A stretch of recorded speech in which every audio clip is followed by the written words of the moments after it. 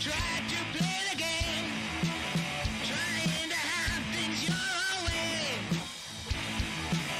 It's led to nothing and things still remain the same. And I don't wanna play.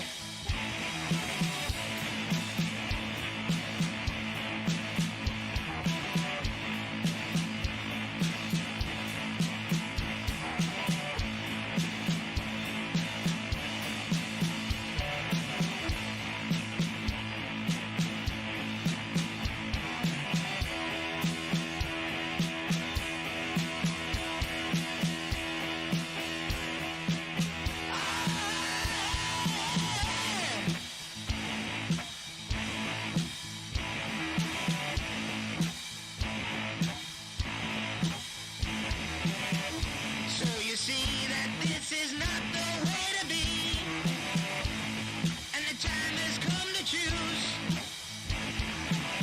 If it comes down to a fight between you and me, then you are doomed to lose.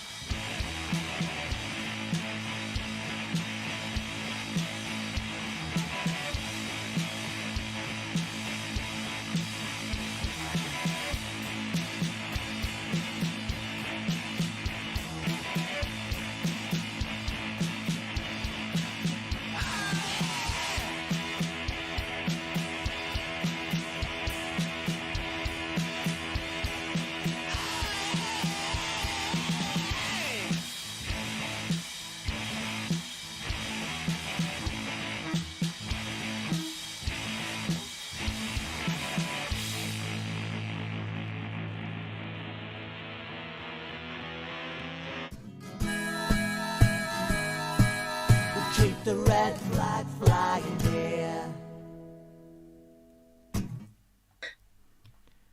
Hello and welcome to Socialist Night live on Socialist Think Tank. We are joined today by some incredibly special guests. We're going to go around, we're going to introduce ourselves. This is mainly about women making a massive difference through their action, through their activism. So I'm just going to be like a quiet little host as best as I can, and just listen to the audience and relay those comments, because we're going to hand over to these really successful, incredible women activists. So firstly, we'll do you, Laura, because you're used to this. What have you been up to, Laura, and why are you on as one of these incredible women? Oh God, don't build me up like that, Paul.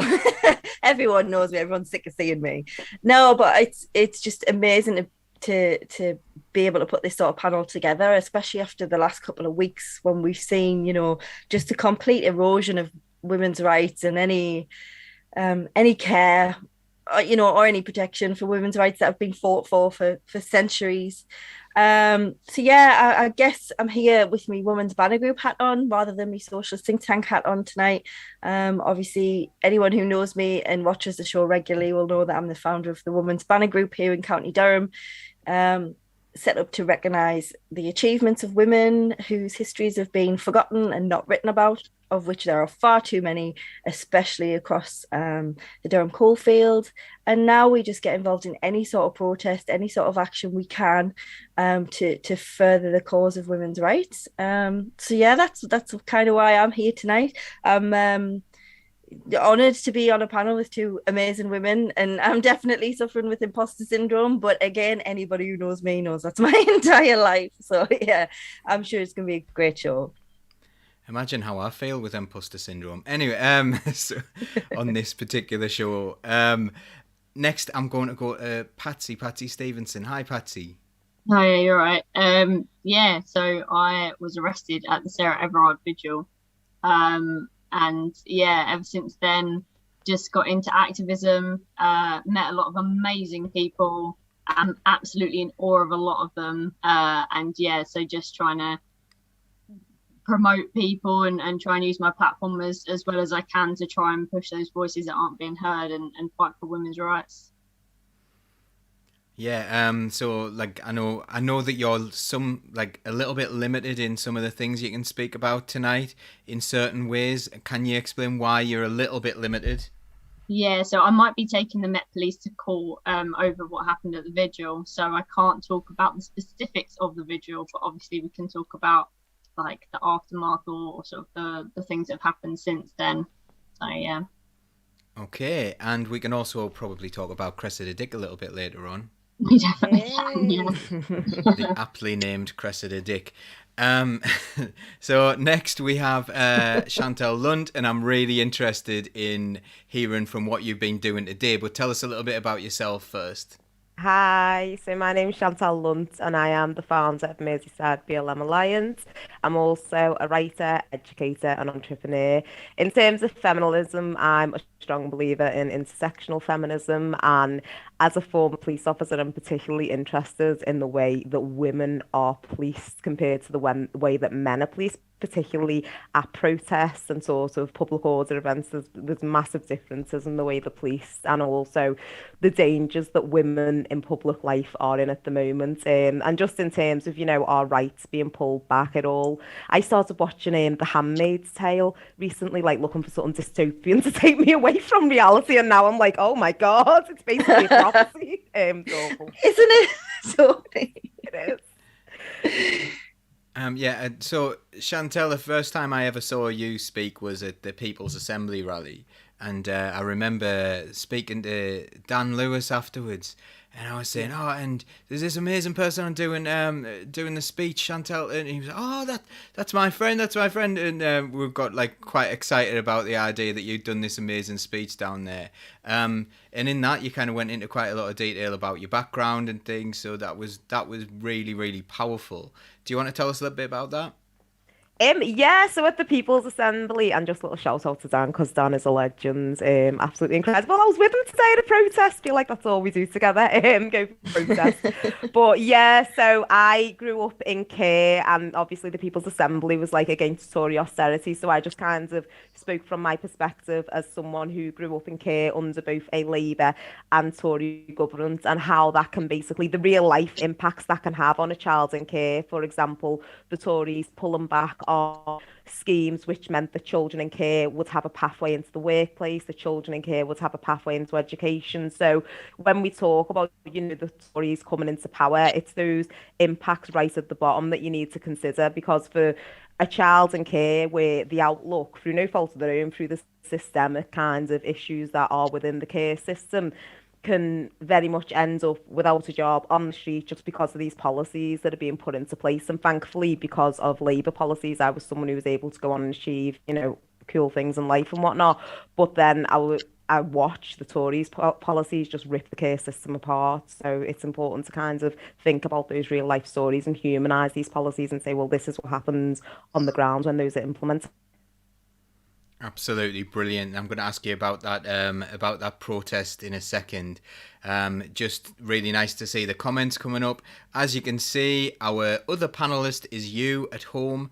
You can get involved in the show by writing it. Will appear. We will address some of the comments. We probably can't address all of them, but you're really, really welcome. It's good to see Ian on as well, watching, because he was excited. I was talking to him about it yesterday at the gym.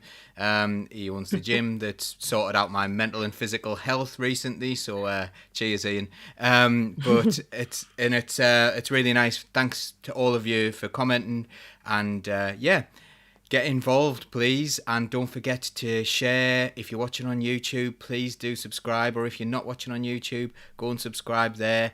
Like it, because it works in the algorithm, so more people can see this podcast and get involved as well. So Chantelle, what was the protest about today?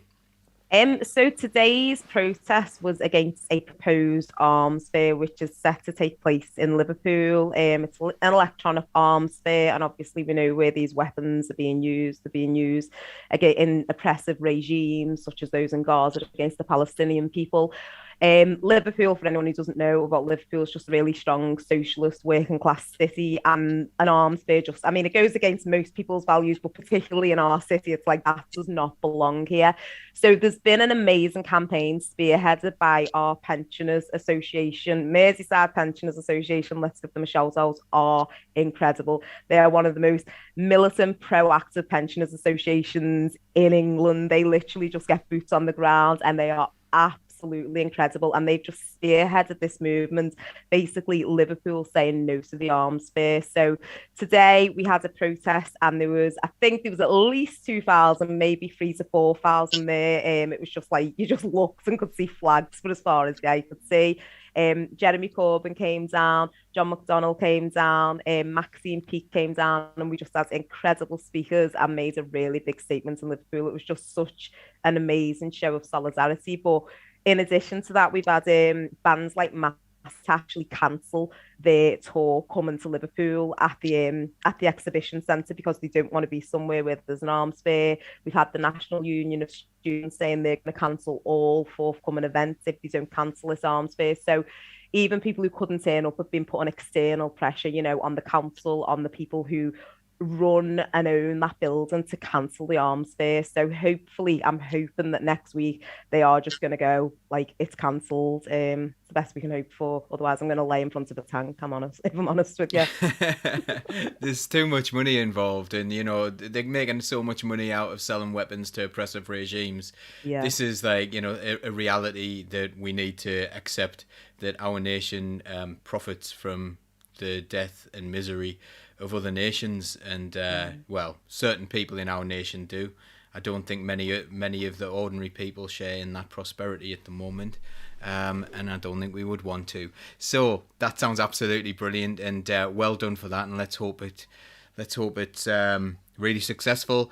Neil Terry said he was there for taking photographs, and he reckons about 3 to 5 people from editing his images, so 3,000 to 5,000 people there from editing his images. And he also said thank you for speaking out about people in care. He says you're the only person who's ever known, like, other than himself, to speak out about that. So really, really good. You. And it's nice to know that you're really having a tangible effect on people's lives.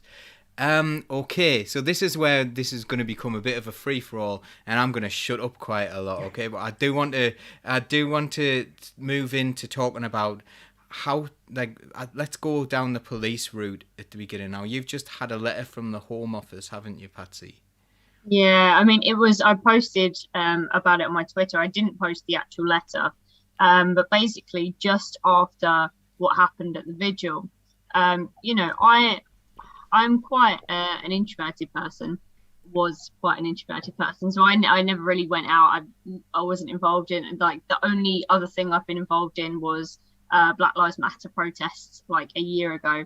And that was very calm. That was my first ever one. I've never done that sort of thing. I've never, wasn't involved in activism in that sense. At home, yeah, and doing the basic things, but never like going out to protest and stuff like that. So after the vigil, it was a real eye-opener.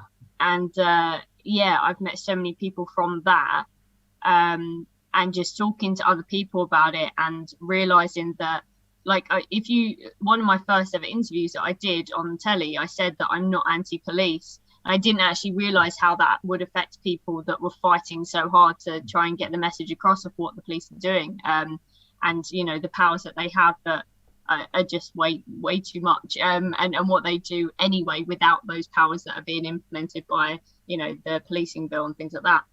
So at the start I was very unaware of everything, and I think some people are unaware of this stuff because it's not shown in the media. But now I messaged, I actually emailed Boris Johnson immediately after, because I thought, well, maybe something will come of it, I don't know, because I got a lot of politicians messaging me as well through Twitter. So I messaged Boris Johnson and said, what is going to happen? Like, what are you doing to help women's safety, like, on the streets? And so I got a reply much later. And so in the email, obviously they do talk about the vigil, but obviously I can't read that bit out because I can't talk about it. And I also haven't even responded to this email because I spoke to my solicitor about it as well, and she was like, there's no point because it's like they're not going to do anything.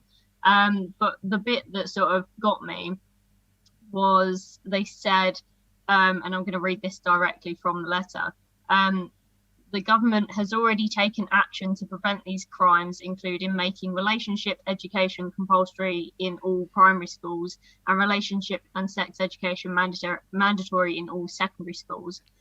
We are also investing a further 25 million in the Safer Streets Fund for measures to ensure women and girls feel safe in public spaces. So such improved measures as street lighting, increased CCTV coverage, and more neighbourhood watch initiatives. Now, that really wound me up, because for me, street lighting isn't going to do absolutely fuck all for the safety. It might do like a slither, it might help a little bit, but it's really not where the money should go, or maybe part of the money should go. And now I'm not an expert on these things at all, but these people are experts. They're meant to be in charge of the country. They're meant to know how to help people and how to protect people, but obviously they're not doing a great job of it. And yeah, so that really shocked me that they said all this money is going into street lighting. And so I'm actually doing an art project soon with a couple of people from South Bank, of like some murals of saying sort of like, where did your harassment or assault take place? Because street lights aren't going to do anything. It happens in homes, it happens in schools, it happens absolutely everywhere. And that's not getting to the root of the problem. You're basically, like I said in another article, I like using this analogy, you're sticking a bit of sellotape over a leaky pipe. It's like, it's going to come through again. You're just creating more problems. You need to get to the root of the issue of where this is coming from, the misogyny and sexism and the lad culture and rape culture and all of these things that aren't being addressed at the root cause, and yeah, so I don't know how I'm going to go about that, but I was going to try and say something at the Labour conference. I was actually personally invited by Angela Rayner, because she invited me to Parliament recently, and we had a cup of tea on the terrace and spoke about a few things. And she personally invited me to introduce her and do a speech. And I thought that's great, because it gives me an opportunity to talk about those things. And in no way do I think I'm the top person or the expert person to speak about those things. Like, I don't know if that's imposter syndrome or what, but there's a lot of people out there who know a lot more than me. But to be able to listen to those people and use their voices as well and push them up, was sort of my idea for the Labour conference. However, recently they've said, we don't know if you're actually going to be able to speak now, which unfortunately has been sort of across the board at the moment. We've got an issue with that. So I don't know what that's to do with, and I dare to speculate, but yeah, the policing, I mean, there's a whole bunch of, issues regarding the police at the moment. But yeah, I feel like I've been talking for ages, so please, if anyone wants to touch on it's really interesting. I'm absolutely appalled that they think one way to solve this is to do relationship education. I'm pretty sure Sarah Everard and I won't say his name, weren't in a relationship. How's that supposed to help? And that for me just is, again, victim blaming. Women should know how to deal with their men. It's absolutely disgusting. And I really like the idea of doing an art project and murals and things to highlight. I find that doing things in a creative way really does sort of gain a lot of interest. We do that with the banner group quite a lot. And the whole misogyny and rape culture, there's just so many questions that need to be asked. The fact that 4% of rapes 4% of reported rapes end up in court. They think it's closer to 2% now, and that probably only about not even 20% now even get reported because of the treatment of the women who are victims or survivors or whatever you want to call them, anyone who's been attacked. That we know people, and we've been doing a bit of research because we intend to do a project on this through the banner group, and we know women who've said, do you know what, they'd much rather go through the rape again than they would the investigation with the police. Now that is absolutely damning. If there's a misconception, I think, that police are there to protect us. It feels like they're there to keep a status quo. It doesn't feel like they're helping anybody. Yeah, I think with the police, it's a case of who do you save, who do you protect, which is something that I constantly say. Like across the board, it's around 7.8% of crimes that get solved by the police. Yet a lot of their resources are kind of put into surveillance and kinds of organisations such as BLM, and just, you see police officers following money trucks around early in the morning when we know a load of crime has been committed. The resources are put into protecting the interests of the wealthy and the interests of the elite, not solving crimes. And for me, the issue is with the police, the perspective is always putting the onus on women. Okay, women, you need to be in well-lit areas, go out in twos. Merseyside Police, there's a big campaign about it, I think about 4 years ago. And it was all about, don't leave on your own, keep an eye on your drink. And everyone was like, or tell men not to rape. Do you know what I mean? Stop telling women that the onus is on us to keep ourselves safe. You need to be solving rapes, you know what I mean? The actual convictions are less than 2%. So none of that matters. Like better lighting, all of those things are the same, because at the end of the day, someone can go out and rape and knows that there's hardly a chance in hell that they will ever face a conviction. So let's put some real money into the criminal justice system, into getting convictions. And as you say, about the kinds of, why would you go through that system? I don't know if we remember I think it was in Northern Ireland, and I think they were rugby players, potentially. I'm pretty sure they were. And there was an alleged rape, and as part of that court case, they passed the girl's underwear around the courtroom to decide if that was kind of appropriate and if there was any blame in what she was wearing. And a big part of the defence was, these lads have got the future ahead of them. And one of the dads was like, it's just boys letting off steam. And when you read the transcripts of this, this court case, it was horrendous. And they got off, and there was this big divisive campaign in Northern Ireland of women saying, we believe her. Do you know what I mean? We believe her. But they got off, and it was all the fact that the crux of this court case was, oh, what about the future? You're going to destroy the future. And you're like, what about her life? You've destroyed her life. Do you know what I mean? So the criminal justice system is massively misogynistic, and it's not an accident that those conviction rates are so low, because we've got to look at who's holding up the criminal justice system. It's very, very male orientated. So the people who these men are coming up against are usually people who can see themselves in them. And we've got to look at those conviction rates and say, even compared to wider conviction rates for crime, it's still low. And it's not, the onus is not on women to keep ourselves safe. And as Patsy said, sexual violence happens in the home. It's usually people it happens in so many other circumstances. Very rarely women will go out on our own in the dark. I won't. If I'm going to my car, I'll have my keys in my hands and everything. So it's ridiculous to put the onus on women. What kind of men are doing this in institutions, are running these institutions in order to normalise this? Because the vast majority of men I know wouldn't rape someone based upon the fact that they're wearing a certain thing. I might be wrong there, but I certainly wouldn't. I've managed to avoid that for my entire life so far, and walking down in a dark place, it wouldn't enter my head to do such a thing. So why is it that these institutions are sort of trying to, because obviously it's unacceptable. It's so obvious it's not just boys being boys. It's not a normal thing to do. It's not a right thing to do. So why would anyone try to normalise that? I think to be honest, you might be the minority there. Because honestly, when I talk to men on my TikTok lives quite a lot.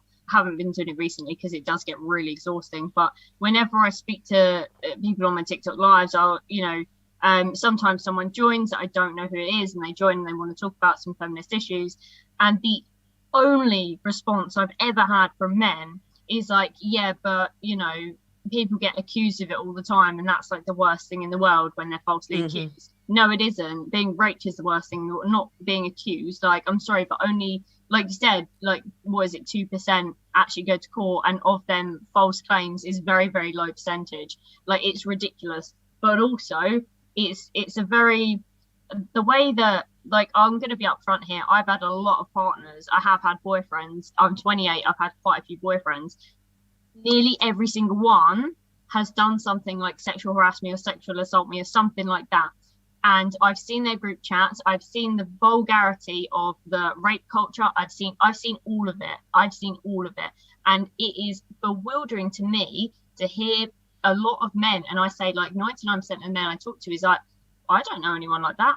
None of my friends would do that. You have no idea what's going on behind closed doors, unfortunately. You may think it's not going on, but you could have a best friend that is abusing someone on the daily and you have no idea. We don't, serial killers are among us. Do you know what I mean? You don't know who these people are. And as well, the most manipulative men, they will manipulate their friends and family as well to be okay and to think, oh, they're a lovely person. they're great. They're the ones that you have to watch out for the most, is the ones that seem absolutely fine. So I'm sorry, I just had to get that out there. It's very a lot of the time is, you know, when people say like you said yourself, and I'm not attacking you at all, because obviously sometimes it is like who are these men? It doesn't make any sense. But when you're a woman, you do see this, and you do see like there are certain, like a lot of men get annoyed when women say no thank you to a response to a, like, you know, someone hitting on them. They'll say no, and they'll be like, okay, well, I wasn't like doing anything. It's like, yeah, but you don't understand that the amount of men who take that rejection as in a violent manner is just extortionate. Like the amount of sexual harassment I've faced alone as myself in 28 years, I have too many accounts to even talk about. I couldn't even write them all down. And this is like sexual harassment, sexual assault. And I've never spoken about this before, but I'm also making a short film about it, because I don't think that people understand what counts as sexual harassment and what counts as sexual assault, with like coercion, things like that. It happens daily to women all the time. So, yeah. Yeah, Definitely. I think there's too much of that whataboutery, isn't it? Like, what about the ones that say this? And it's like, yeah, I'm sure there are women, you know, it's been proven that there are women who go, oh, he raped us, but bloody hell, I mean, the percentage, I would guess it wouldn't even get as far as 1%, you know. But the fact of the matter is, every single woman I have ever met in my entire life has a story of something that's happened to them. So that is just a fact. That's the way it is. But the thing is, a lot of the women I speak to don't even realize until you talk to them about it. They go, oh shit, actually, yeah, that wasn't okay, was it? And it's because we just have been taught to just accept things that are unacceptable for our entire lives. And it is a really, really bad situation. And that's why I think all the campaigns that are going on now to get people to talk about it, this is just so important, because honestly, I've got a daughter and I'm terrified for her. I do not want her to ever experience anything that she doesn't like need to, anything inappropriate, anything that would put her in harm's way. And I'm sure, you know, everyone watching this feels the same. It's a scary thought, and we need to get more people talking about it. Definitely. I feel like from an early age, as women, were conditioned to kind of manage men and manage how they behave around us, which is why we don't always see it through the lens that we need to be looking at it. It's like nightclub culture. How many of us have walked through a nightclub and have our arse grabbed, have our tops grabbed? I've literally been in a nightclub in Manchester and some guys put his hand up my dress and I've been like, whoa.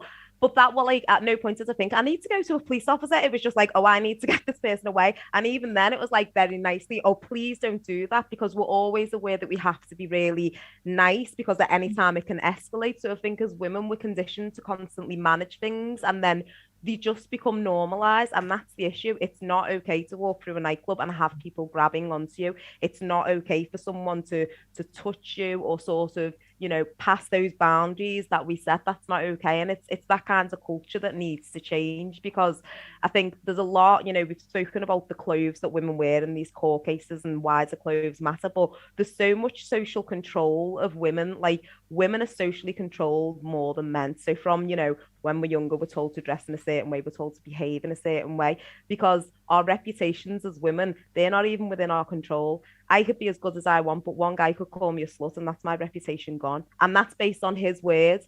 And there's no coming back from that. So we have to behave ourselves at all times, and we have to manage ourselves at all times, which is why it's a kick in the teeth that a defense lawyer can go into a courtroom and hold up a pair of underwear and go, well, she was wearing this, and the implications out there, because it goes back to that social control, doesn't it? Mm-hmm. I think that conditioning that you're talking about goes back even earlier, of us having to manage men's behaviour. You know, he pulled my hair on the schoolyard. Oh, that's because he likes you. Oh, okay, then. So now I'm learning that somebody being nasty to me is validation for me, and they like me. So that's how I'm going to now see men as I get older. It starts really, really young. It's terrifying. And again, I don't think it's something that people would ordinarily sort of click onto until they start talking about it and having a good think about it, because we have just kind of gotten used to it and accepted it. You're so right in what you say as well. When somebody does something, you go, oh, sorry, can you not, please? And it's like, why am I being nice? Oh yeah, because men's worst fear is that a woman will laugh at them. A woman's worst fear is that they're saying that a man will kill them, because that's how easy it is. Yeah, really interesting and very terrifying.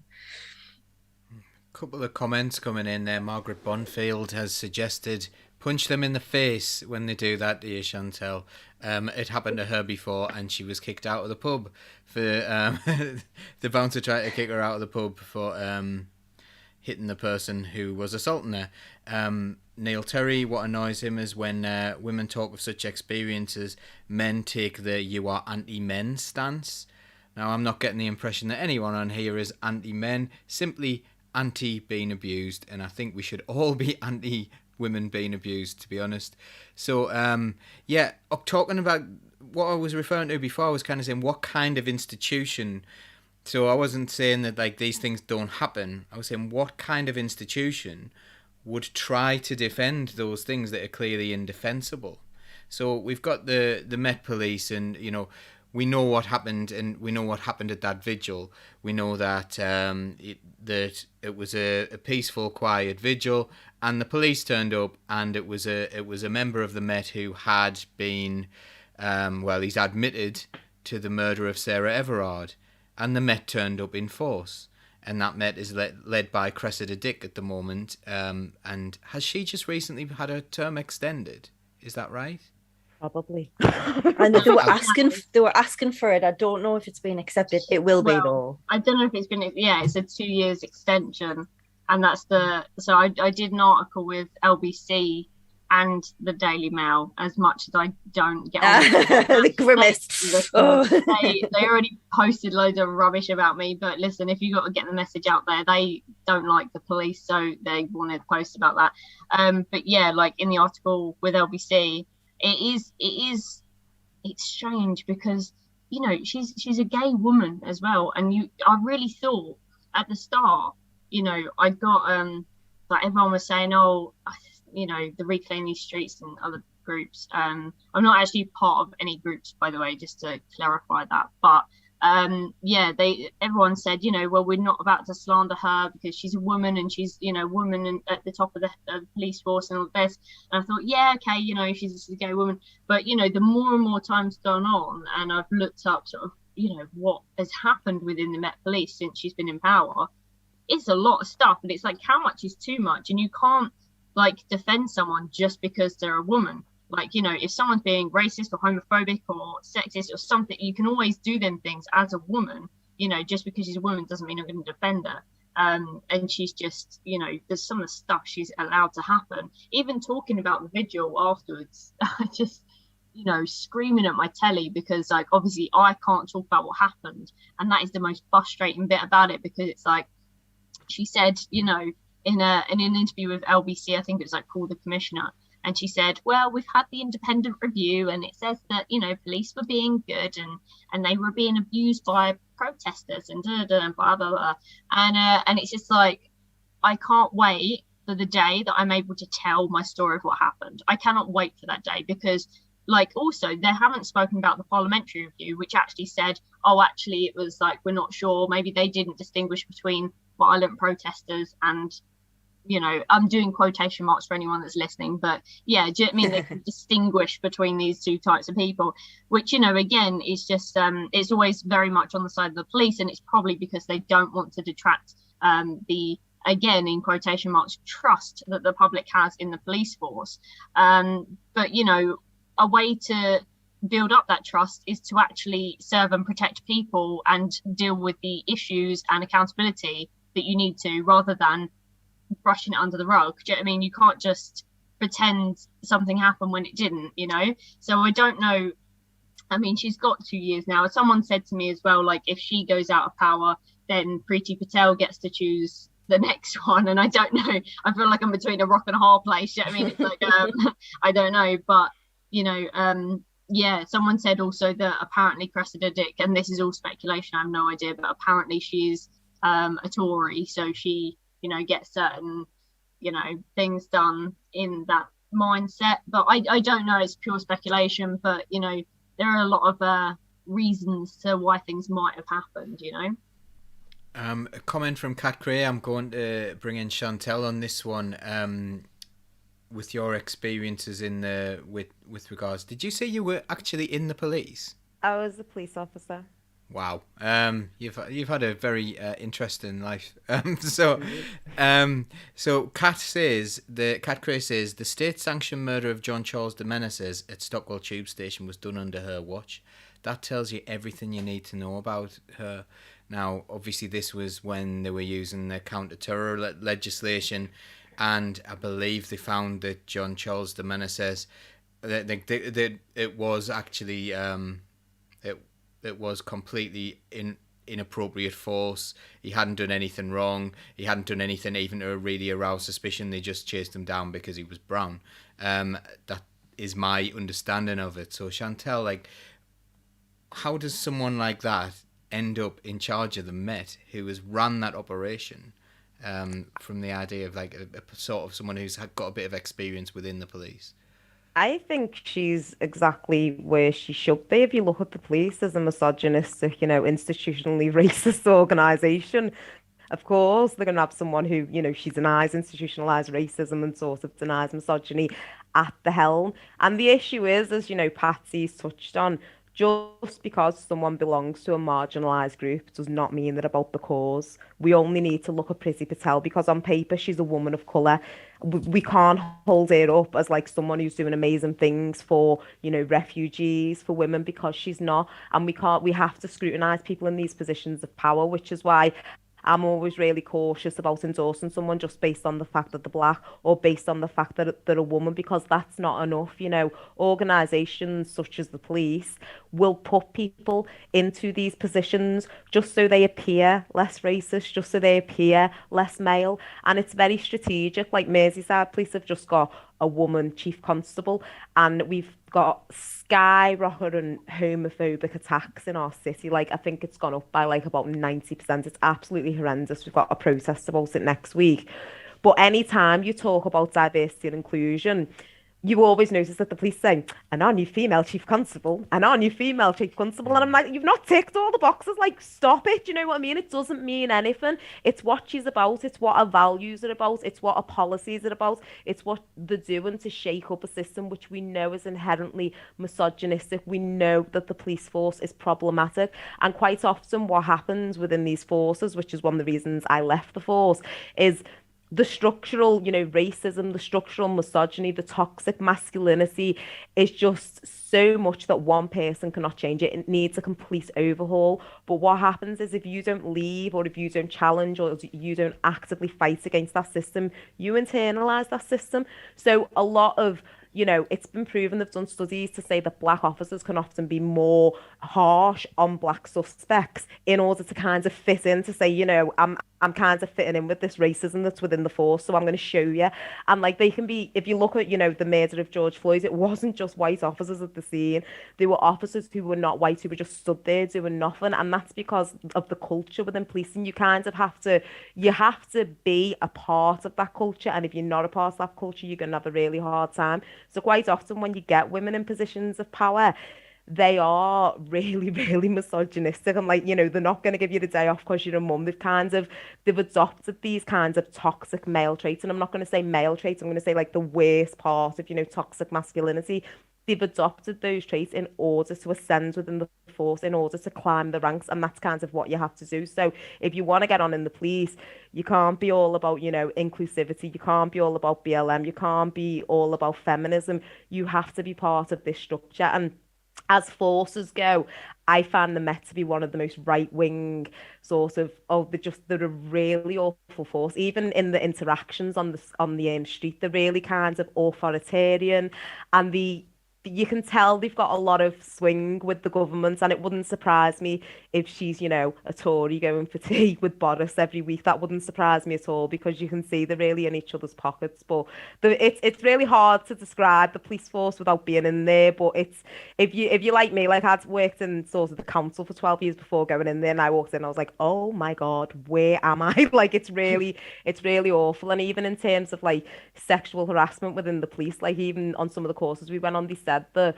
a lot of the female managers of people who were accused of sexual harassment were overlooking a lot of the behavior because they charmed the managers. Basically, these men had charmed the managers. So like you've got women in these positions where they can do things, but they're being charmed by these guys who are doing horrendous stuff when they're out on the job. So it's really awful. And the more you read, the more you kind of don't want to read about police and culture.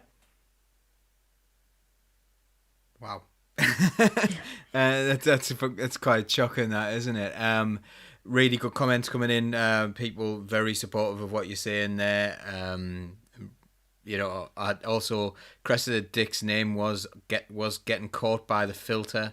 I have unfiltered Cressida Dick's second name. So there you go, everyone. You can now write Dick. So, and I suppose that she's kind of a bit, she suits it. And I guess there's a little bit of a hint of Thatcher in there, isn't there? So Thatcher was like famous for pulling up the ladder behind her. She became a woman prime minister, but didn't have any women in her cabinet. Didn't want any women to get voted. And I think sometimes the system is there to stop that as well. If a woman manages to get through all those hoops that a woman might have to jump through in order to get there, if they manage to do that, then they may have also not faced a lot of the barriers that other women would face. Is that a fair comment, Laura? Yeah, I think absolutely. I think there's no decent representation of women really in any aspect of our power structures. I don't think. We do have some working class women MPs who, I mean, we saw recently Zara Sultana yesterday with her speech is just having an awful time of it because she just gets racist abuse and misogynistic abuse all the time because she's a woman of color and is of the left. I think that's a massive part of it, obviously. So, even the ones we do have are getting hounded out by the cultures we have in place that are just not working. Our whole system, from the police to parliament to any position of power, tends to attract these people who end up being successful because, well, they're awful and they don't care who they step on to get where they're going, because it is about power and retaining that power and keeping everybody else out. And that's what we really, really need to change. And I think, we have things in place, for instance, the all women shortlists. And we've spoke about this before for parliamentary seats. All women shortlists were necessary to get more women, but unfortunately, they don't remove any of the barriers. The same women who could be involved in politics were then standing to be politicians because they could. There's still barriers of childcare, of travel, of not having enough money to stand. You've got to have money behind you to actually do that. So it's done nothing to remove any barriers, and we've still not really come any further. So yeah, it's these positions do tend to attract a certain type, and I don't know how we tackle that. I really don't. Yeah. I suppose you've posed the question there. How do we tackle that? Have we got any ideas here? Because we do like to come up with solutions here on social. Do you like to be solutions based? Yeah. So has anyone got any ideas of what positive things that we can do to make changes to the things we've spoken about? Because I think the problems have been very, very well set out. So do we have any solutions to any of this? I actually think that the solution lies with men. So because in organizations, such as the police, such as politics, there's this toxic masculine culture. Again, toxic masculinity isn't being male. Toxic masculinity is like, you've got to be really macho. You've got to be kind of treat women in a certain way, usually a negative way, and you've got to never show kinds of emotion. It's just the worst parts of masculinity, which are kind of held up by society, held up in media culture, but only represents a really small part of kinds of masculinity. Yet within organizations, it's often kind of championed as the way that you should be if you're a true leader.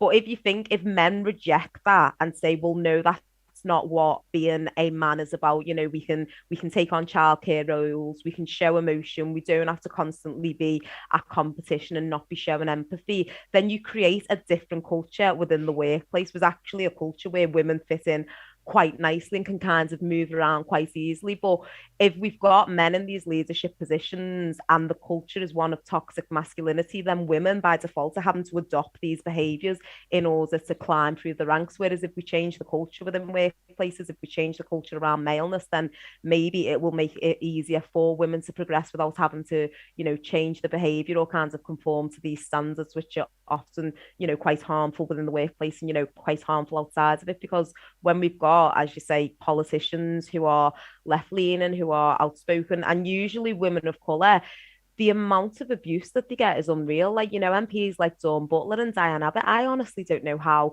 They're absolutely amazing. And like, I'm so thankful that they are in the positions that they're in. But when you look at the level of abuse that they get, I don't know how they stay. If you look at Diane Abbott, they did a study of online abuse for all women in Parliament. And for all of the women in Parliament, she received 50% of the online abuse. And if you ever are unfortunate enough to like stumble upon one of those little wormholes of memes against Diane Abbott, they are absolutely horrendous, and that shouldn't be normalized on the internet, and it shouldn't be okay to do those things to women.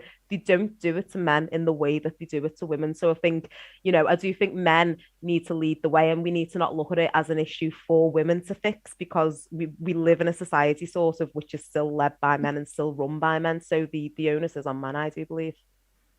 Yeah, and just to add to that as well, like I think big time, like what I've always said is that men just need to listen to women and accept things rather than like push and question everything they're saying. So like if a woman is telling you this has happened to me, this is how things can be fixed, like she shouldn't have to do those things. But if a woman chooses to explain something to you, just listen, because you haven't experienced that thing. You need to take it in, really listen to it, really understand that this misogynistic system has been implemented into our brains, like woven into us. So you can't just go, well, I don't harass people, I'm nice to women, I'm done. It's an ongoing thing. For men, they should be consistently learning as well, other women, because I know a lot of women who are white women who don't listen to women of color, and they have very different experiences. And a lot of the feminist groups at the moment are very sort of middle class white women of a certain age who they're not listening. They just seem to think it's one way, and you're going to have your own different experiences with things. So definitely listen to other people and continue learning about things.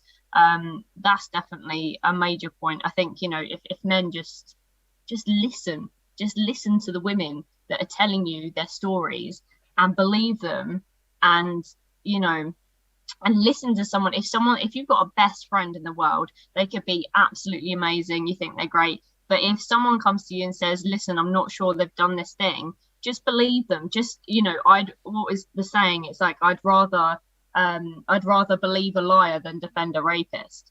Do you know what I mean? So the worst case scenario, you're going to believe a lie. It's not going to affect someone that much of a standard, instead of like defending someone who's done something really, one of the most terrible crimes, and he's probably still continuing to abuse people, because it's never just one time, it's all the time. But yeah, just listen to women, and everyone just shout about it all the time. Just everyone should shout about it. Everyone should join in the protest. Everyone should talk about it all the time. I feel like since the vigil, there was a massive uproar of people talking about women's safety, and it's just died down slowly. And I'm so sad for that. And I think that's why I always try and push my platform, which is annoying because a lot of people still refer to me as an actress, which I'm not. So they think I'm trying to promote myself, but I have nothing to promote. I'm not like, I don't need followers for a certain reason. I just want people to continue talking about it and fighting the fight. No. Shock horror revelation there. You're not an actress. Everyone says that you're an actress. You're just pretending. And there was someone else. There's a theory I've heard that someone was hired as a lookalike of you at a different protest on a different thing in order to try to frame you as an actress as well. I've actually met that person. I've met some of the people as well who have like been hired as this and done that. Yeah. It's a ridiculous conspiracy theory. I don't know how, like, why is there a conspiracy theory about me? It's so weird, like, to hear. But, you know, the only comments I saw when it went viral was, you're a crisis actress. Didn't even know what a crisis actress was when I first started. Like, that's never a term I've heard. Or a shill, I think, is one of the terms. Like, all of these random terms. And I actually went on, I'm actually on Panorama soon in October, talking about this, but the online abuse, you know, especially towards women in the media, is just appalling. I didn't know it was a thing that was that to that extent. But I remember going on a live with some people who were, I didn't know at the time, but they were anti-vaxxers, and that's not a good road to go down. And yeah, so they got me on this live because they were like, oh, we saw you at the protest, it was you. And I was like, it wasn't me. I was trying to prove that it wasn't me by going on the live, and I ended up being yelled at by 4 people who were like grown men, and they were shouting all this abuse at me. And I just sat there on the live and I was just crying. And that was like the worst night of it, to be honest. But like this, I don't think people realize how much these comments affect me. And there's a lot of like, there's like YouTube videos and lists on Twitter and all sorts saying like, oh, she's in with the riot. She's knows a guy called, is it Haiku or something? I don't know his name, but she knows this person, knows that person. Like, I just cannot wait until I'm able to tell what happened, like the whole story of the vigil, because people will be like, oh, whoops, sorry. And that's annoying. It's like, I wish that people would think, okay, on one hand, if she is an actress or this or that, okay, we found her out. But if she's not, you just hurled all this abuse at just a student who didn't, like, she just got caught like with a camera and then just blew up worldwide. Do you know what I mean? So sorry, I went on a tangent there, but yeah. But it's interesting that became the story. That became the story. Why did the fact that you may or may not be an actress, like when I actually heard you're an actress very quickly, and was like, so what? There are loads of people who are actresses. I didn't think that it meant that you would be acting in this role. Actresses care about things too, but you know, as it turns out, you weren't. But why was that the story? Not the fact that the Met were behaving in the way that they were, because that became the story. But then it became like, oh, actually, we're more interested in trying to frame this character. And surely it's driven from somewhere. I think it's again, people want to be ignorant to what the police are doing. And people want to be ignorant towards, oh, a woman was treated like that? Surely not. She must have done something wrong. So that's how people perceive it. In their own minds, because they don't want to accept the fact that someone might have done that. And I'm going to try and really tread carefully around this topic. But yeah, I think, you know, when I was very young, I did want to be an actress. My chances at that are shot now, because no one would hire me after that. But when I was younger, I did want to be an actress. And I did, I went to Sandra Singer Stage School. And I was very young, you know, and I made a Casting Now profile when I was 18. And I didn't even know it was still there. Like, you know, surely when you're younger, you want, like, I wanted fame and all that, and, you know, thought that was a great route to go down. I'm a physicist now. I study physics. Like, I don't want to be an actress. That's not something, you know, I've not really thought about that in years. But someone found my Casting Now profile and said, ha, we've got you. And then just like posted that. From the picture is from 10 years ago. Like, I have wrinkles now. Like, I don't look that good. Like, I would update my photo if that was still me. But you know, it baffles me how people, you know, they went, oh, she's apparently I'm a model as well, when I'm pretty sure I've done 2, again, quotation marks, modeling jobs, which were freelance stuff back in my hometown, just because of my bright red hair. That's literally it. Like, I'm missing a tooth. I'm not model material. Do you know what I mean? I'm 5 foot. It's not happening, you know? But yeah, I guess people like to believe in stuff sometimes when it fits their own narrative. And obviously, if they see a picture of me as an actress, like on, you know, an acting website, they're going to run with it. And now there's articles about me that say that I earn like 210k a year and stuff, and that I've got villas in New York and all sorts. There's so many, and I'm like, I'm a student, I have nothing. But yeah, I think as well, because when I had my first interview, when I didn't know that it'd gone viral, and I was coming down off the adrenaline. I was drinking a tinny. Do you know what I mean? I was a bit waved, and someone said, "Let's do an interview." And you know, I said a few things, and I said, you know, I stick up for trans rights as well. Like I'd support trans women and cis women, and that just like went off the grid. And apparently, there's an article as well saying how transphobes accused me of being a crisis actress to fit their own narrative, so that I would lose credibility, and so that set off on a little tangent, and everyone believed that. So now whenever someone meets me, like people meet me at uni, they're like, "I know you, you're the girl from the vigil, aren't you an actress?" And I'm like, "No." And it happens every single time. Someone said, "Aren't you an actress?" "No, I go to uni, I'm at the," like, you know, we don't take it that far. If I was an actress, you know, that would be real method acting if I was like attending the uni as well. But yeah, it's crazy. Laura, you were an actress. You were in George Gently once, weren't you? Yeah, I got paid. That makes me an official actress. Dear me. Yeah, I didn't even have a line though. Chantelle, that rally I mentioned earlier on the People's Assembly rally, you were at the front leading the way on that rally, and I was interested in what Patsy was saying there about like the way the police go on and the tactics and things. Now, at that rally, you were at the front, absolutely leading the show, being a complete hero at the front, and there was dancing and there was singing. It was really, really fun. But in that crowd, there were those police with the light blue tabards on, and there were people within our march chatting away to them. "Oh yeah, what's your name? What's your name?" They're there to get information for the police. I think that's very important information for people to know who ever go on a protest. Those people in the light blue tabards with the police vests on, they're not there to be your friend.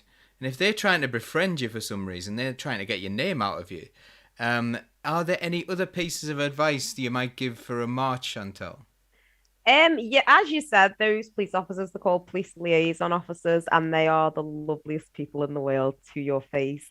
But as you say, they will leave a protest and they will either have the body worn camera on when they're interacting, or they'll write up massive reports on everything they found out. Their job is to find out who's going to protest, you know, who's turning up for protest, what your name are, where you're from, where we're traveling, because you know, last year during the pandemic, the CHIS bill was passed and became the CHIS Act, which is the Covert Human Intelligence Bill.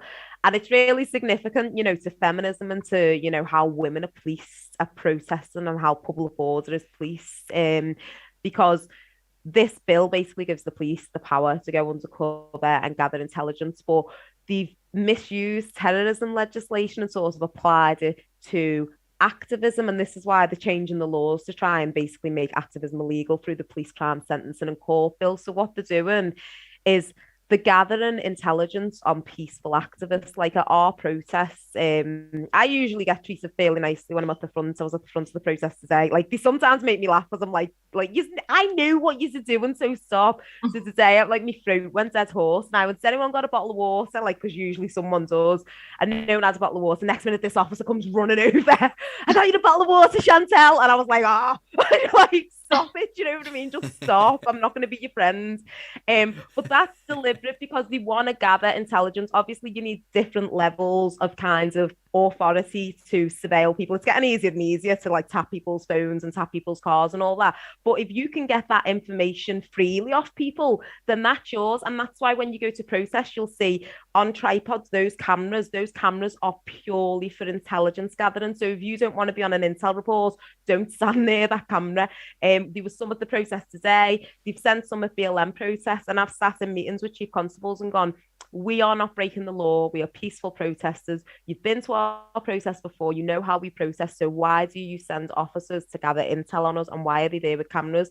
Not pointing at the crowd, but pointing at the speakers and pointing at the interactions between, you know, the speakers and the activists." And I was basically told by our chief constable, "It's overt intelligence gathering. We can do it if we want to," which is fair enough. They can, because you can video people in public, so they'll utilize law in their, you know, it to their advantage. They're in a public place, we can film them, they can film us, so those cameras are gathering intelligence. But I'd just say, don't give them any information. You don't have to give your name. You don't have to give anything unless you're under caution or they suspect that you have done something. But sometimes just seeing the police can kind of make people feel like they've got to, give information over. And like I used to do before I was a police officer, and I like lost all respect for them. I'd be like, if they spoke to me, I'd be like, I'm in trouble. I've got to tell them like everything that happened to me since I was 2. No, you don't have to.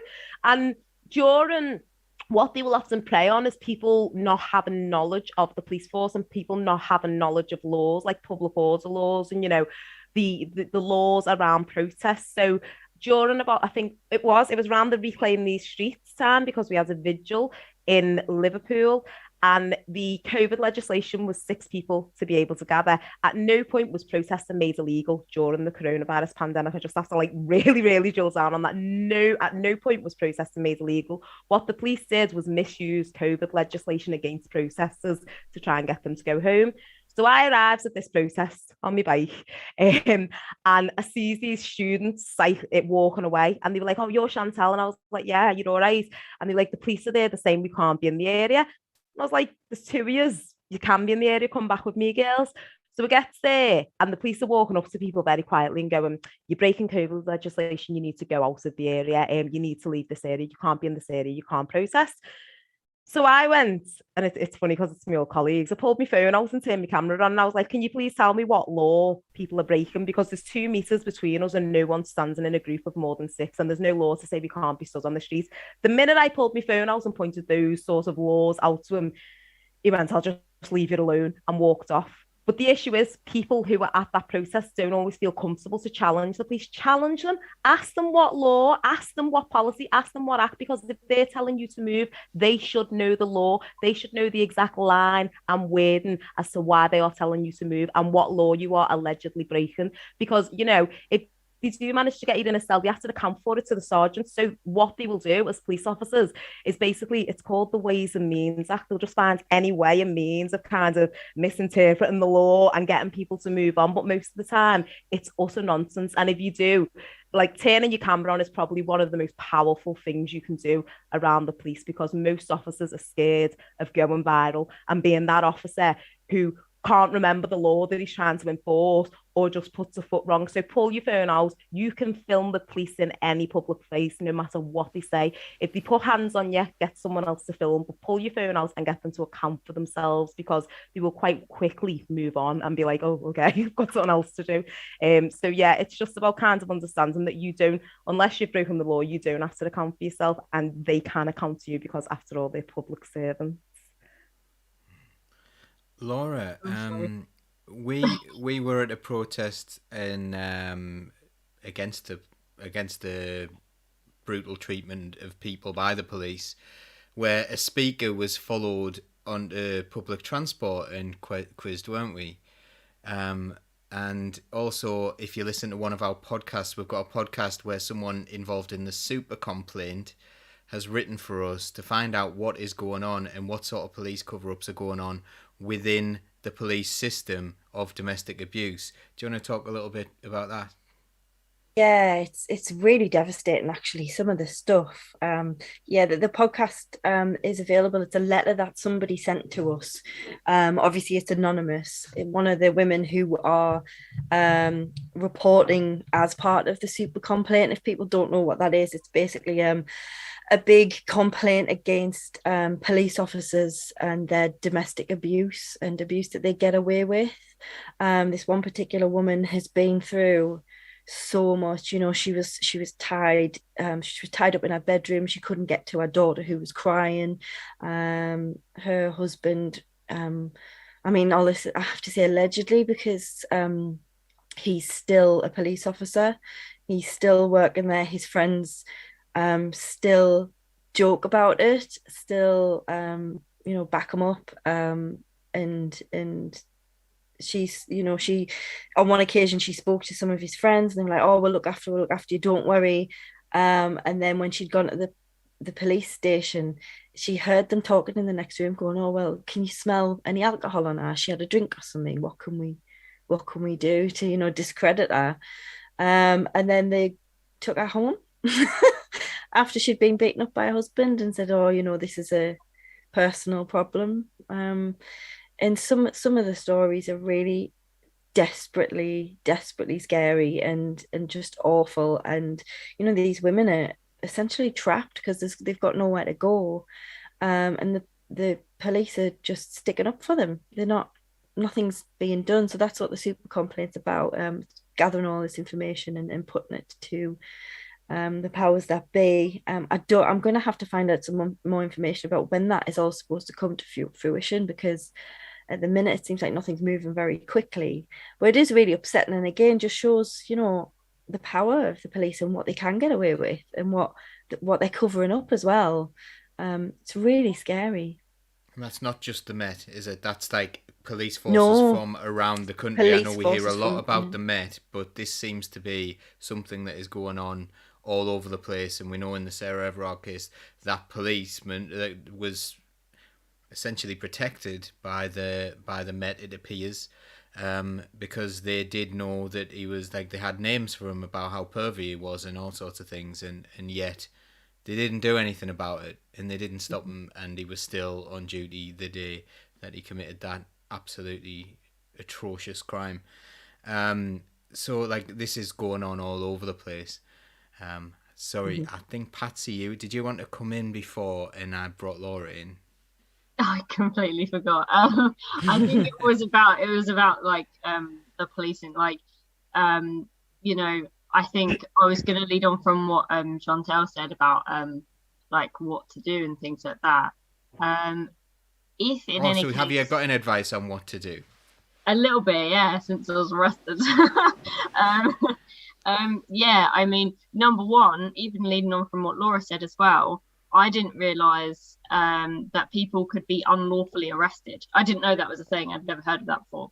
But it happens a lot to a lot of people, and all the time. And yeah, I think it's very strange because you always think, or some people always think, well, if you're arrested, you must have done something wrong. You have to have done something wrong. If you had just done this, you wouldn't have been arrested. And it's the same sort of scenarios where it's like, well, if you just done this, you wouldn't have been harassed.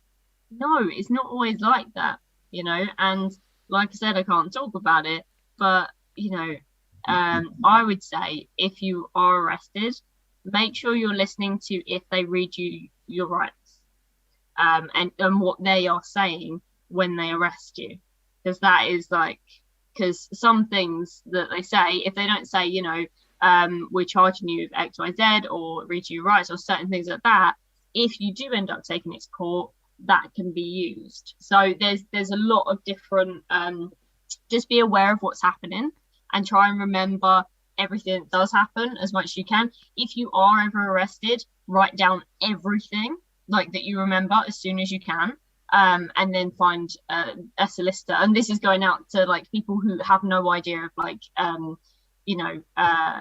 of policing or what happens when you're arrested and things like that. This is just stuff that I've learned. It's a crazy few months. It does take a few months to get it all sorted as well. But there are there's a lot of solicitors out there who do stuff pro bono. They're used to working with protesters. They're used to activism and things like that. And so pro bono, just for anyone who doesn't know, is just like they work sort of for free, or like they'll get paid when it goes to court, or if there's a payout, things like that. Or you can use legal aid. So if you're earning under a certain amount, you can go through legal aid, which you have to apply for. But a lot of solicitors are very nice about that sort of thing, and they've dealt with that sort of stuff before. But yeah, if you do get arrested as well, I didn't know as well, because I can't say that bit, but if I have to watch what I'm saying. But basically, you don't have to give your information to the police. Like, even if you're arrested and things like that, you don't have to. I'm pretty sure don't have to legally give your information to the police. And if you don't, then you get released after 24 hours, which isn't what happened to me. But I was terrified, so I was like, I'm this person, let me go, please. But yeah, it was oh god, I think someone's posted about unlawful detention. Okay, yeah. But yeah, that's what I would say about that. Okay, right. That's really good, and thank you. And people have been saying in the chat it's extremely useful to know all this stuff. So thank you so much for that. What I'd like to move on to now is we've talked a lot about like the institutions and what they've been doing. There's been some legislation brought in Texas this week, and yeah, I don't know who wants to kick us off on that one. I don't mind. Yeah, in fact, we touched on this on our Political Unmuted show on Tuesday. There's just been a bill passed that effectively makes abortion illegal in Texas, because you can't do it. You can't have an abortion if there's cardiac activity, which doesn't mean that there is a heart formed, which some people are saying it does. It happens around 6 weeks. Normally, the heart hasn't formed by that point, and what they've done is they've made it so it's a citizen's report rather than a police case. And what they've done, they've incentivized the public to report anybody they know who's had an abortion, so that not only the person having the abortion, but the person who drove them to the clinic and the person who carried out the abortion, all get arrested, all get in trouble. And it's horrendous. It really is horrendous. This stuff, like, eradicating a woman's right to choose, not only just because women should be able to choose their own lives and choose what happens to their bodies, but this really impacts on children who've been abused. If a 12-year-old becomes pregnant, they're not allowed to get rid of that child, and children aren't ready to become mothers. That is going to absolutely ruin a life, absolutely ruin lives. Women who have got problems carrying a child, medical problems, who then have to carry a child to full term, putting their lives at risk. So you've got all these, and I'm pretty confident that it's the evangelicals over in America who've been pushing this for decades, like literally decades. They've been I think it was about 11 or 12 states have tried to pass this law in the past, and they've all been voted down. This is the first one to have gone through. And it is just another way to police women and to tell them what they can't do and to keep them under the thumb of, God-fearing men. And it's just, Chantelle mentioned earlier on about The Handmaid's Tale. I've been saying this for a while. The thing that scared me most about that was how I didn't feel it was far-fetched. I felt, this could happen. We're not that far away from it. And this law in Texas, for me, is another step towards it. Women aren't allowed to decide their own lives. It's being done for them, usually by white, old, rich men. And it's not on. It's really not on. And if it can happen there, then that's set a precedent, hasn't it? How much further is that going to go? Is that going to sweep across the US now? And how long before it comes over here? And, we've just managed to repeal it in Northern Ireland. Are they going to now, 280 miles people in Texas have got to travel to get a safe abortion now. And again, making abortion illegal doesn't stop abortions. It just stops people having access to safe ones. You're putting more people's lives at risk. It's terrifying. It's really, really awful. And I can't believe in this day and well, I say I can't believe in this day and age, but honestly, nothing surprises me anymore. Things are just getting worse. We're going backwards with, all of our legislation.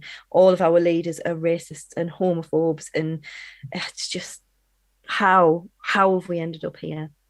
I think it was a loophole, wasn't it? It wasn't even, so they found a loophole within the legislation or something like that, where because it's, is it private companies or something like that are putting fines on things. So they put in a 10 grand fine on people who have, the clinics who help have people have abortions, like you said, the Uber driver, even anyone who aids and abets, that's the term they use, anyone who aids and abets these abortions taking place.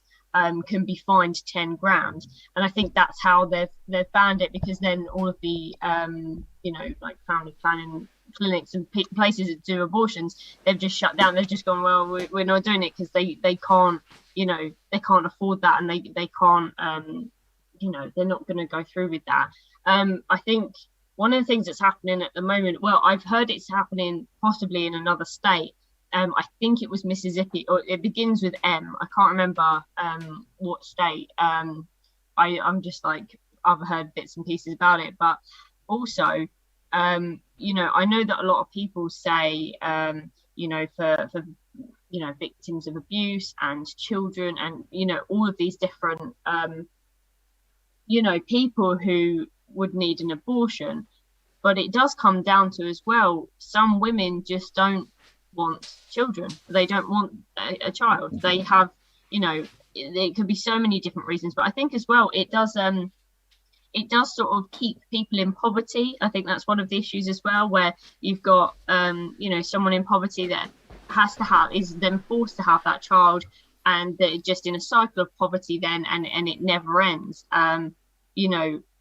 As well as there's just so many issues with it. And I think someone posted in the comments as well that it's racist, because I watched something the other day. Someone said about how, and this is just allegations, I'm not sure, but someone said about, and it's quite traumatizing, but someone said about how America wanted more white people because of this white supremacy issue, that they're feeling like they need more white people.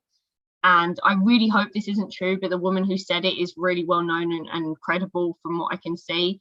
And she said, what would be some ways of getting more white people into the country? And you can't open the borders because then minority groups would come in. You can't do this because then minority groups, etc., etc. And they said, well, one way of doing it would be to stop abortions, because 60% of abortions happen from white women. So if they are then forced to have white children, then there's an increased rate of white people, and also the mortality rate for minority groups who have children, during childbirth and things like that, is quite low. So it's I don't know if that's true, but if it is, that's dystopian as fuck. I don't know how someone, I don't understand the reasoning behind this stuff as well. There's a thing about someone said, well, it's my religion, I don't believe in this religiously, and a lot of people think that way religiously, but the law is supposed to be free from religious beliefs. It's not allowed to impose religious beliefs on people as a law. I can't remember what section it is of the law, but you can't do that. But also there is actually, I think it's what's the word for it, the satanic, you know what I'm talking about, Chantelle, yeah. The Satanists, right? They are actually, they've made it so that they have a sacrifice. I think they've sort of made it up, I'm not too sure, but they're saying that religiously they're allowed to have abortions, or allowed for the abortion drugs, because they use it in sacrifices. So loads of women are now using that as a loophole to try and get abortion care, and try and get abortions through the satanic, I can't remember their name, but they're like a religious group for Satanists, I guess. But I don't think they're I think a lot of people are whoa, they're Satanists, but I think they're just listen, we do what we do, and we're just trying to help out some women that need abortions. So I don't think they're doing it in a bad way, but it's weird that women are having to do that. What is Texas doing, Yeah, it's the Satanic Temple, and yeah, I saw that they were just basically looking for a legal loophole so that people could get abortions. But for me, the bit that it's just so kind of misogynistic is everyone's getting fined except for the person who got someone pregnant. It's what, we're finding the taxi driver, we're finding the clinic, we're finding anyone who looked at it. But, the guy who's involved in this act as much as the woman, well, he's fine. Do you know what I mean? And it's I've been reading loads of stories about, abortions, people can have abortions for any reason, it's fine. That's somebody's choice. People have abortions because it's the not right time for them, but a lot of the time people have abortions in abusive relationships. So could you imagine the power dynamics going on, where you don't want this baby that might be the child of rape, and your partner can potentially get you fined £10,000, which is going to make it even harder for you to leave because now you're in poverty, all because of this new law. And it's and that's what it's all about. It's about this family dynamic of the nuclear family, of having people together and people forced together through this whole it's horrendous. But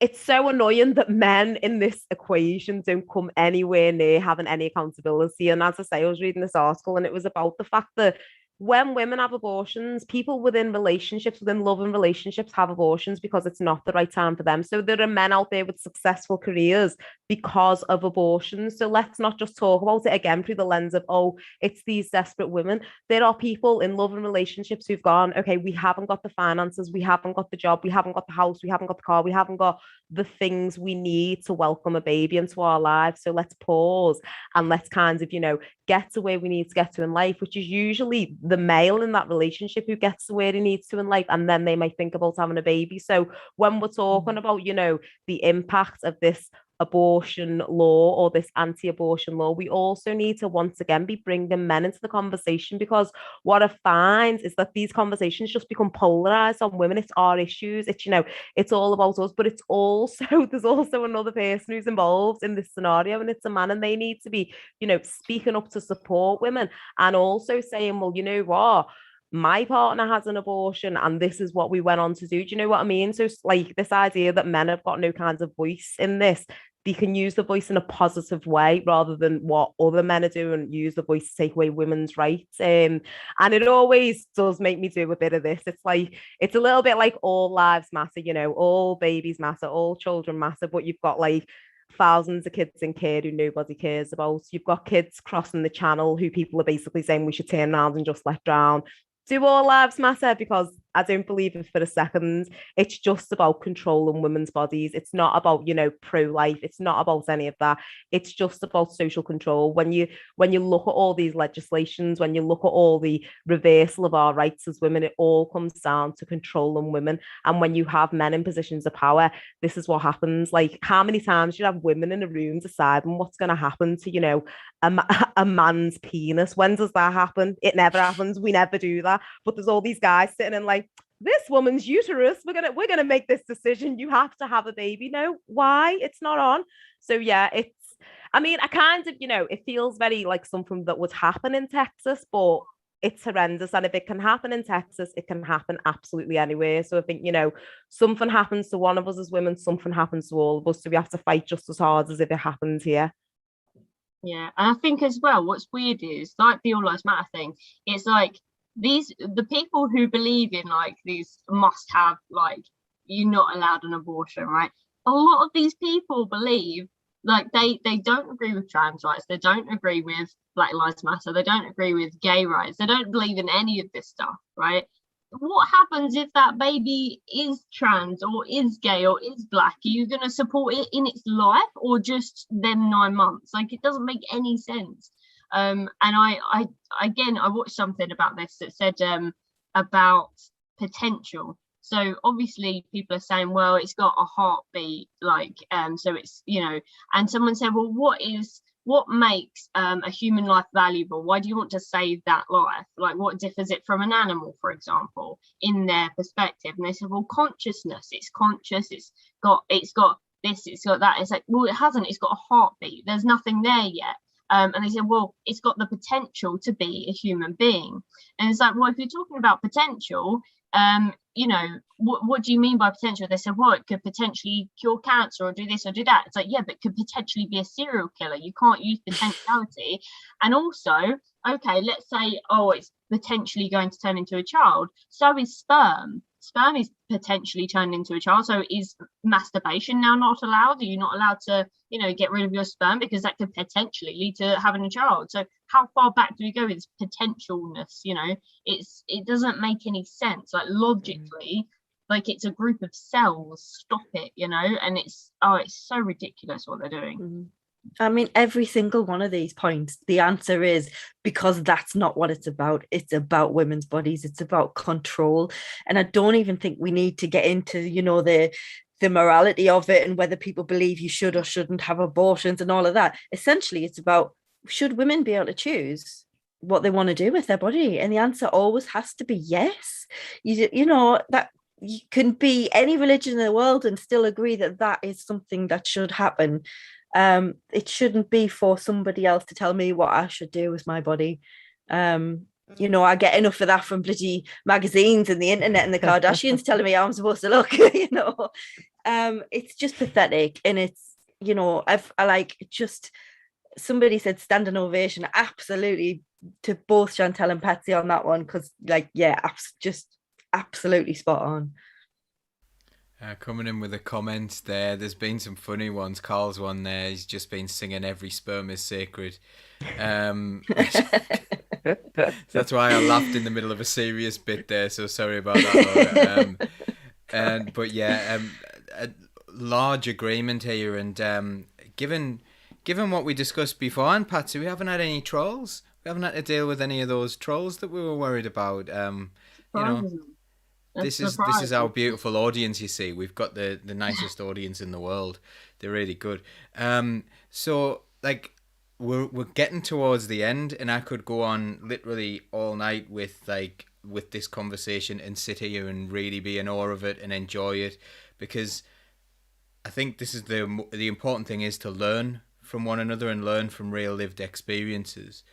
But for the last 5 minutes, I don't know if you want to do a little wrapping up of anything, or if there's anything we haven't done, or if there's any of the comments that you've come on. We'll just do a little bit of a free-for-all, but we're going to start wrapping up now. So I'm going to start with I'm going to finish with you, Laura, because you're going to do all the housekeeping, and I'll start with Chantelle if you want to start wrapping up, and if there's anything else you want to bring up as well, please feel free.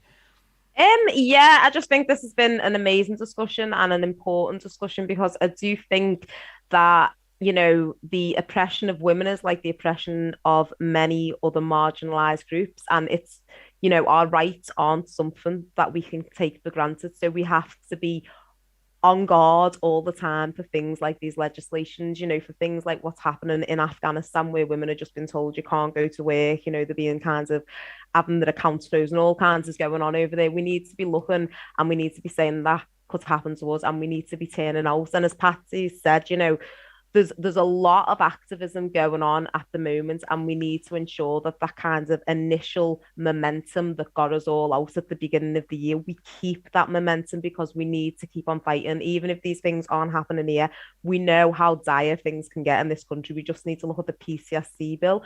So we need to continue to fight for women's rights, and we need to continue to fight against the social control of women.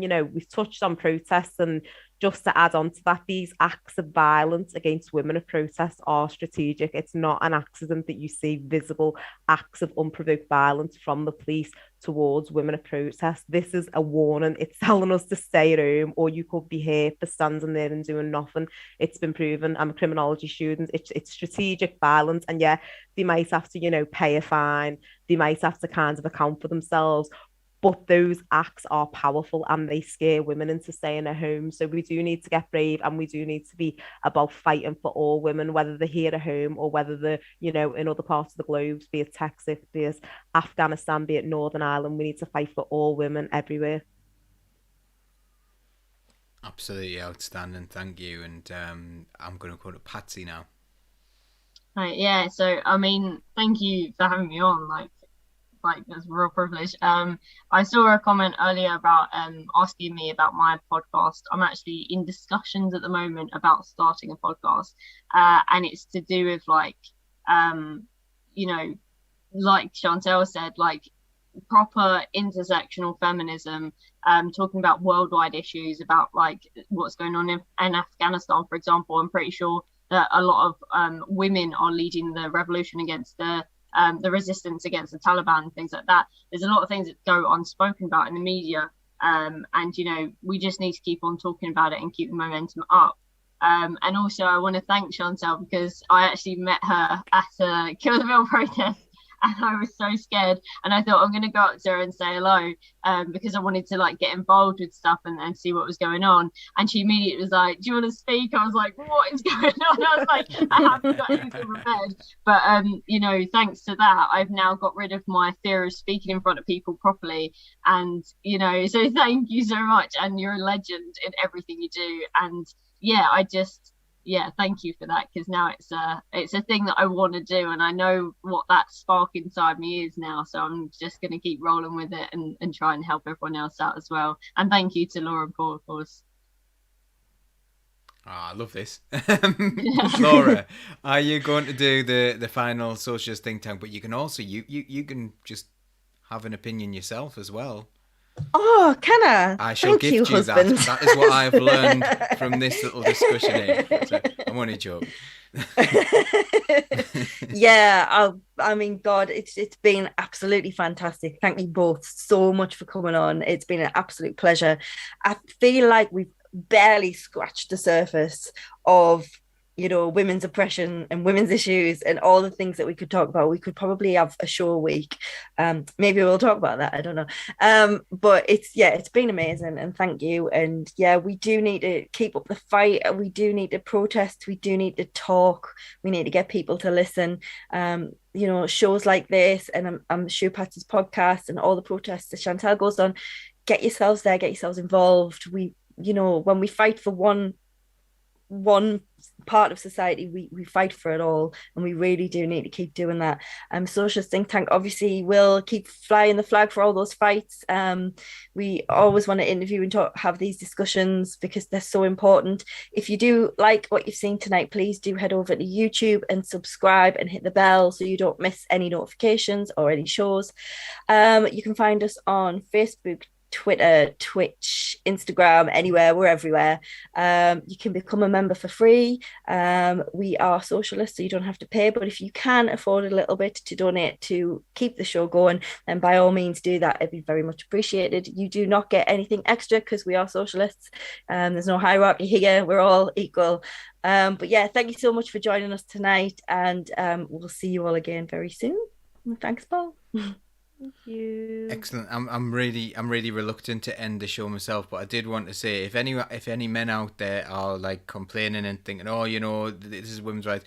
When women win, humans win, and when women win, everyone's rights get better. You know, this is not a one or the other. So please don't. No one has, but please don't complain about things like that. And please, someone else have the final word other than that, because that was the crappiest thing that's been said all night. So. Yeah, okay. Thank you very much. Thanks for everyone for coming. We'll definitely keep in touch. There is an open door invitation for either one of you to come on any single show. If there's anything you want to talk about, get yourselves on and we'll have a chat about it. See you on the protest line soon, hopefully, and everybody enjoy the rest of your weekend.